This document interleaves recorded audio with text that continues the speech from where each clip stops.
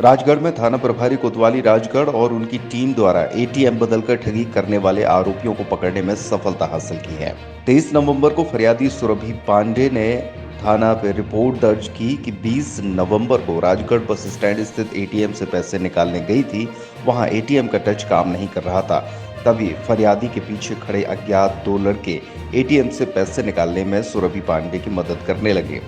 मदद करने के झांसे में आकर जब उन्होंने अपना पिन पैसे निकालने के लिए डाला तो पीछे खड़े हुए लड़कों ने उनका पिन देख लिया और ध्यान भटकाकर उनका एटीएम कार्ड बदलकर किसी अज्ञात व्यक्ति का एटीएम कार्ड दे दिया, जिस पर फरियादी का ध्यान नहीं गया।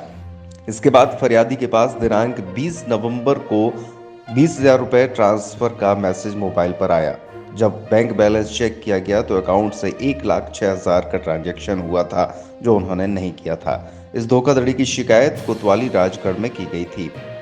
इस मामले में आरोपियों को गिरफ्तार करके उनके कब्जे से एक पल्सर मोटरसाइकिल और HF डीलक्स मोटरसाइकिल जब्त की गई है। जो तरीका वारदात है वो ये है कि कई बार हम लोग देखते हैं कि जो घर के बड़े बुजुर्ग हैं या जो फाइनेंशियली उतना लिटरेट नहीं है वो एटीएम में जाते हैं और किन्हीं परिस्थितियों के कारण कई बार जो आरोपी होते हैं उन्हीं के द्वारा जो ब्लॉकेट लगा दिया जाता है उसके कारण वो एटीएम यूज़ नहीं कर पाते और पलट के वो जो पीछे खड़ा रहता है व्यक्ति उससे मदद मांगते हैं।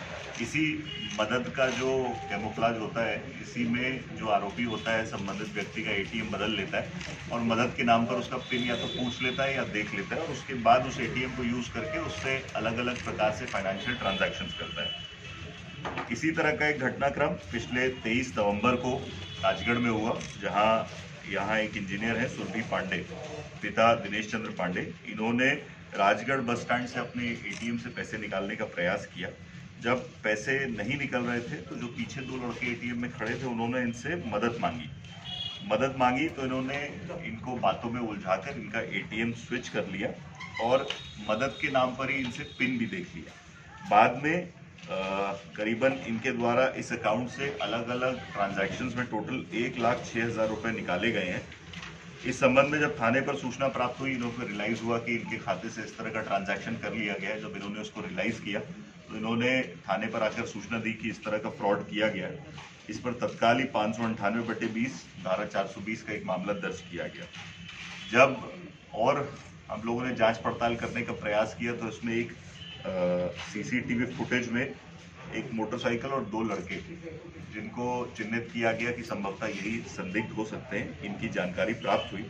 इन दोनों लड़कों को हम लोगों ने आइडेंटिफाई कराया और सारंगपुर से अलग अलग जगह से इनको गिरफ्तार किया गया।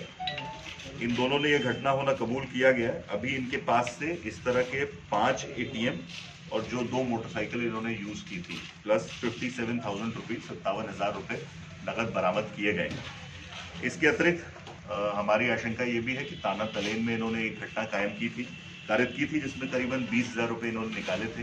वो घटना भी इन्होंने स्वीकारी है, उसमें भी वहाँ थाना तलेन में मामला दर्ज किया गया है।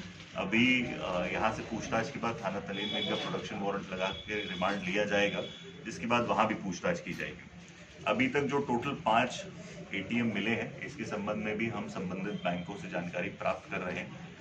जिनके भी ये एटीएम होंगे उनसे जानकारी प्राप्त करके अगर इस तरह का ट्रांजैक्शन या धोखाधड़ी उनके साथ हुई है, इसके संबंध में भी जानकारी प्राप्त की।